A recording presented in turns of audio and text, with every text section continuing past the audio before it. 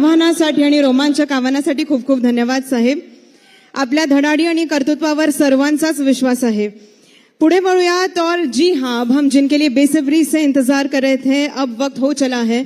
जो दृढ़ता के साथ देश हित को सामने रखकर शासन करते हैं, देश विकास के लिए समर्पित हैं, अविरल भारतीय संस्कृति को बढ़ावा देते हुए न्यू इंडिया की तरफ परिश्रम और पवित्रता की भावना में साथ में काम करते हैं.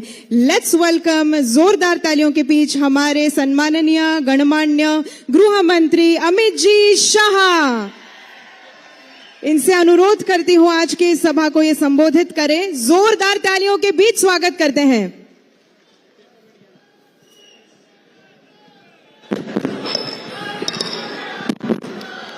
मेरे साथ बोलिए, भारत माता की. क्यों भाई, धुले वालों की आवाज को क्या हो गया है? मुझे मालूम है भैया बहुत गर्मी है, मगर मोदी जी को तीसरी बार प्रधानमंत्री बनाना है या नहीं बनाना है? अपने भामरे साहब को फिर से संसद में भेजना है या नहीं भेजना है? तो ऐसी आवाज नहीं चलेगी. मैं शिवाजी महाराज का जयकारा लगाता हूं. मेरे साथ दोनों हाथ उठाइए, उठाइए दोनों हाथ. विजय के संकल्प की मुट्ठी भींचे और बोलिए, जय शिवाजी, जय जय जय जय जय शिवाजी, जय जय जय जय जय भवानी, जय श्री राम. मंच पर उपस्थित श्रीमान देवेंद्र जी,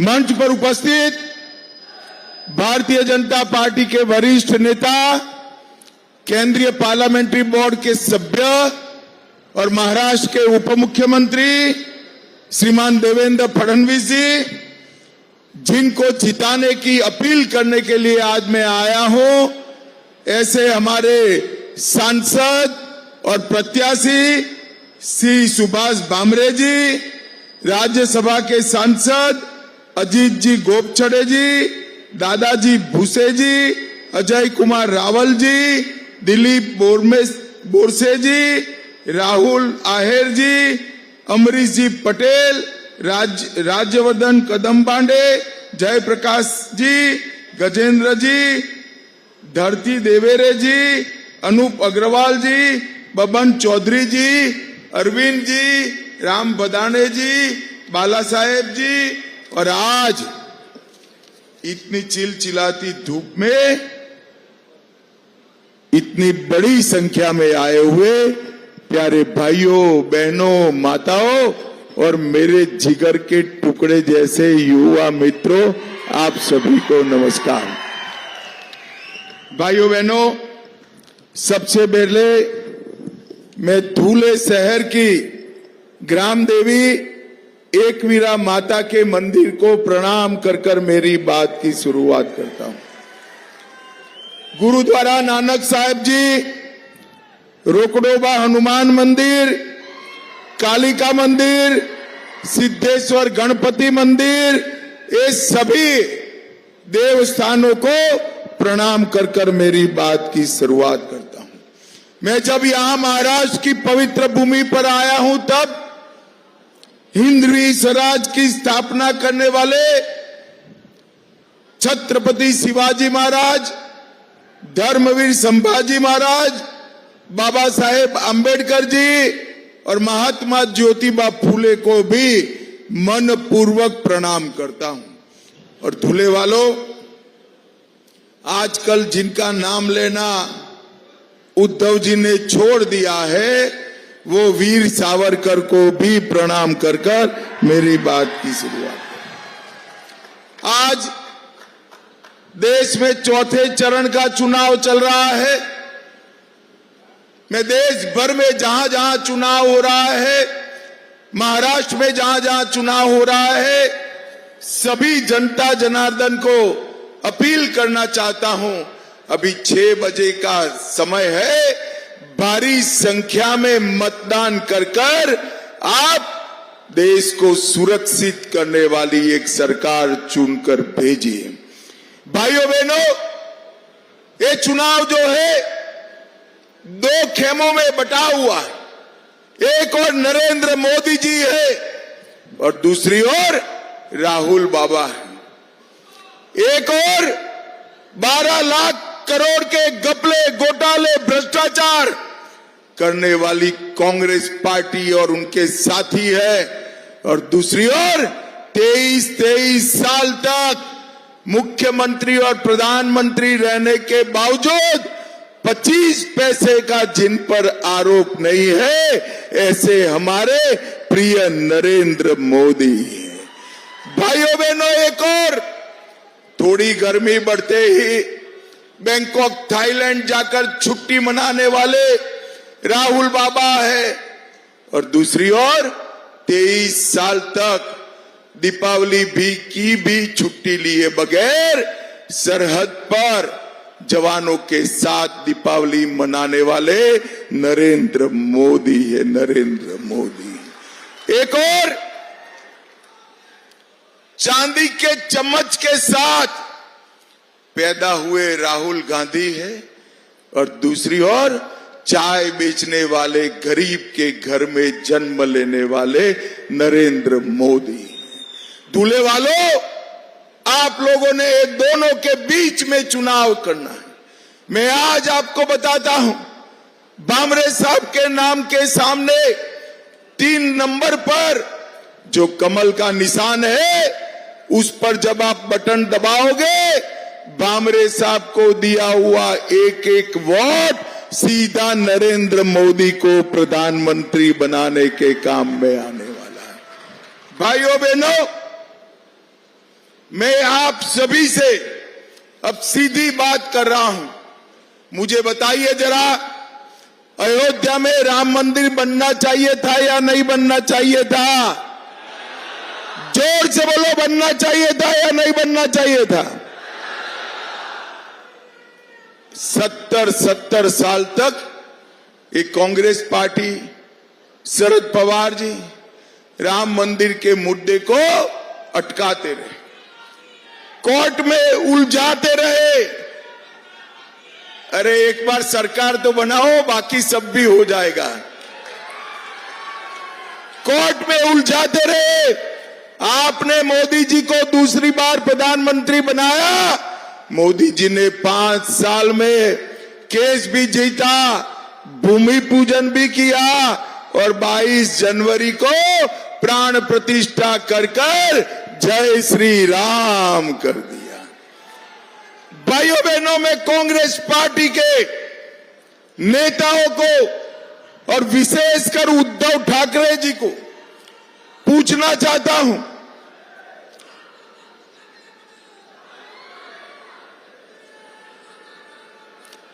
उद्धव ठाकरे जी को पूछना चाहता हूं कि प्राण प्रतिष्ठा का निमंत्रण जब आपको मिला तो आप प्राण प्रतिष्ठा में क्यों नहीं गए?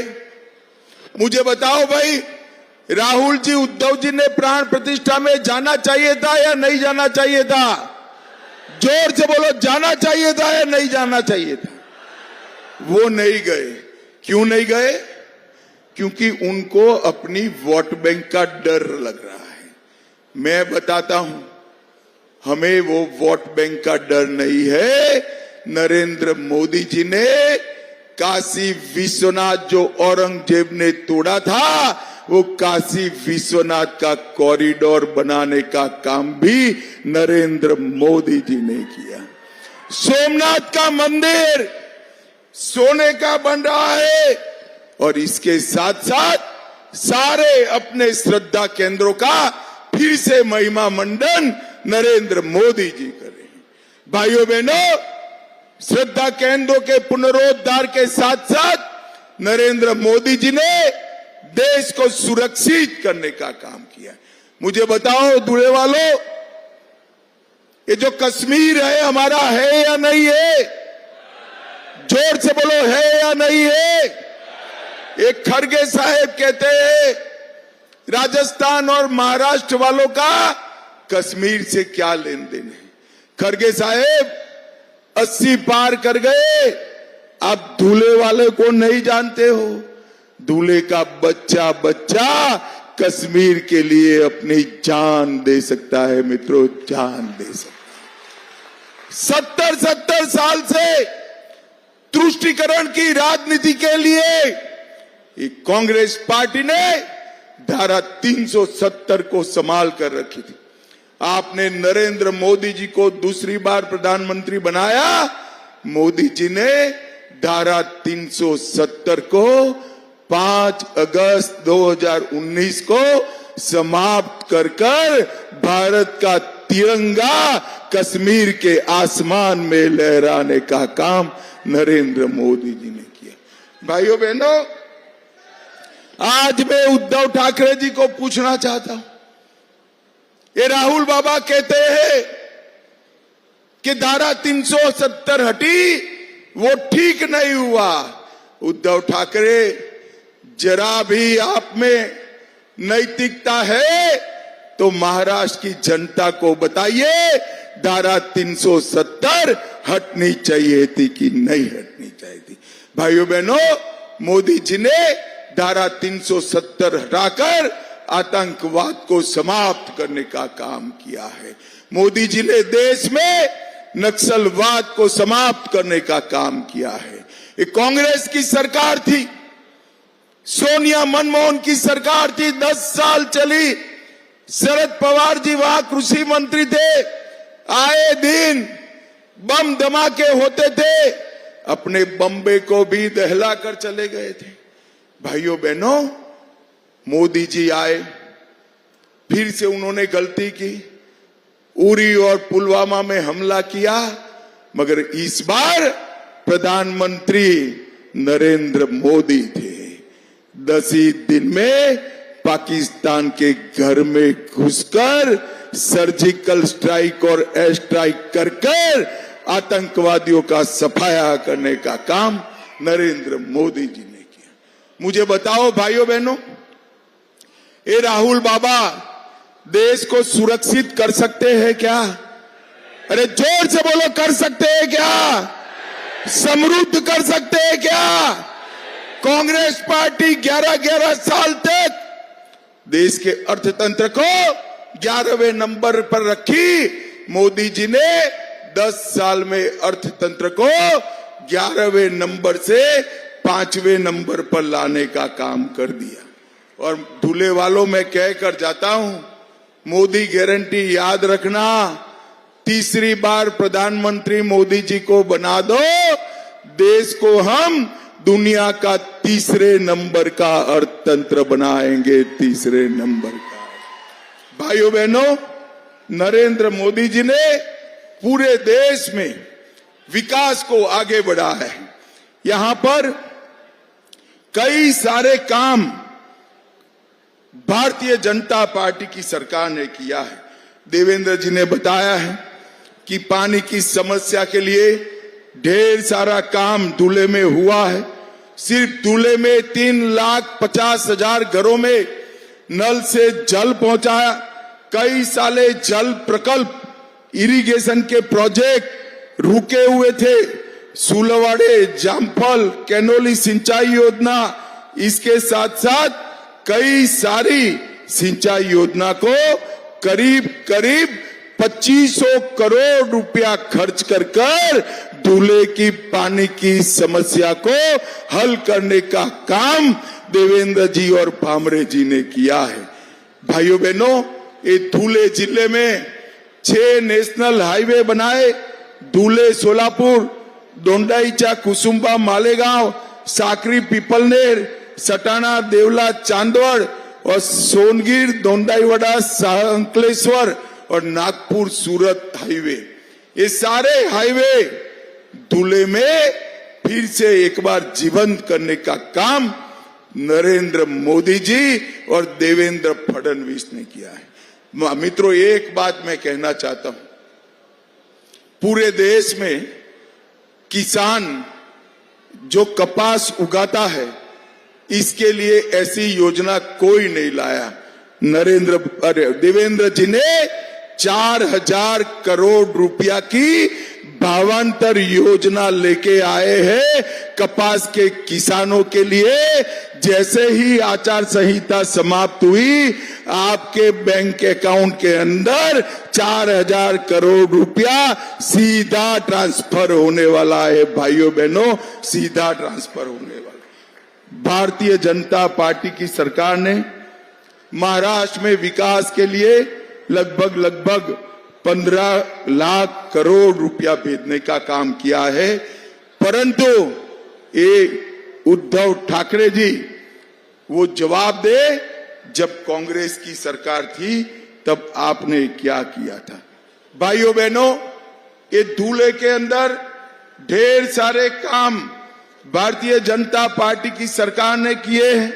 1800 करोड़ का भारत माला प्रोजेक्ट, धूले इंदौर रेलवे मार्ग, धूले दादर रेलवे शुरू कर दी, 6 हाईवे बनाए, 150 करोड़ से धूले के इंफ्रास्ट्रक्चर बनाने का काम किया और 25,000 आवासों को बनाने का काम धूले में समाप्त कर दिया।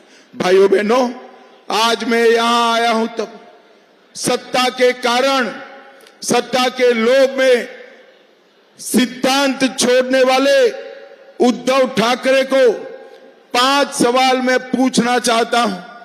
कांग्रेस के नेता आतंकी कसाब का समर्थन कर रहे हैं। उद्धव ठाकरे, क्या आप कांग्रेस के नेताओं के साथ है? इसका जवाब महाराष्ट्र की जनता को दीजिए। दूल्हे वालों, मुझे बताओ, ट्रिपल तलाक वापिस आना चाहिए क्या? जोर से बोलो, आना चाहिए। एक कांग्रेस पार्टी मुस्लिम पर्सनल लॉ वापिस लाना चाहती है। उद्धव ठाकरे, आप जवाब दीजिए, क्या आप इसके साथ हैं? कांग्रेस पार्टी और राहुल गांधी वीर सावरकर का विरोध करते हैं। उद्धव जी, आप बताइए, राहुल गांधी के साथ आप सहमत है क्या? और उदयनिधि स्टालिन और उनके साथी सनातन धर्म का विरोध करते। शिवाजी महाराज ने पूरा जीवन हिंदवी स्वराज की स्थापना के लिए न्यौछावर कर दिया। ये सनातन धर्म का विरोध ये स्टालिन एंड कंपनी करते हैं। उद्धव जी इनके साथ हाथ मिलाते हैं। उद्धव ठाकरे, आप महाराष्ट्र की जनता के सामने स्पष्ट करिए कि आप सनातन के विरोध में इनका समर्थन कर रहे हो या नहीं कर रहे हो। भाइयों बहनों, मैं आप सभी को पूछना चाहता हूं, कोरोना का टीका आप सभी को लगा है या नहीं लगा है? जरा लगा है वो दोनों हाथ उठाइए तो जरा मुझे बताओ। 25 पैसा भी देना पड़ा है। मोदी जी ने सामने से कॉफी पिलाकर कोरोना का टीका दिया ना। मुझे बताओ, कोरोना जैसा कोई संकट देश पर आता है, ये इंडिया अलायंस के नेता राहुल गांधी देश को बचा सकते हैं क्या? अरे जोर से बोलो, बचा सकते हैं क्या? चंद्रमा पर चंद्रयान को पहुंचा सकते हैं क्या? अरे जिसका खुद का लॉन्चिंग राजनीति में 20-20 बार फेल हो गया, वो राहुल गांधी क्या चंद्रयान लॉन्च करेंगे? भाइयों, ये पाकिस्तान को मुंह तोड़ जवाब दे सकते हैं क्या? जोर से बोलो, दे सकते? ये नक्सलवाद समाप्त कर सकते? ये आतंकवाद समाप्त कर सकते? ये देश को समृद्ध बना सकते? ये गरीबों के घर में गैस, पानी, घर, बिजली, स्वास्थ्य की सेवाएं, मुफ्त अनाज पहुंचा सकते हैं क्या?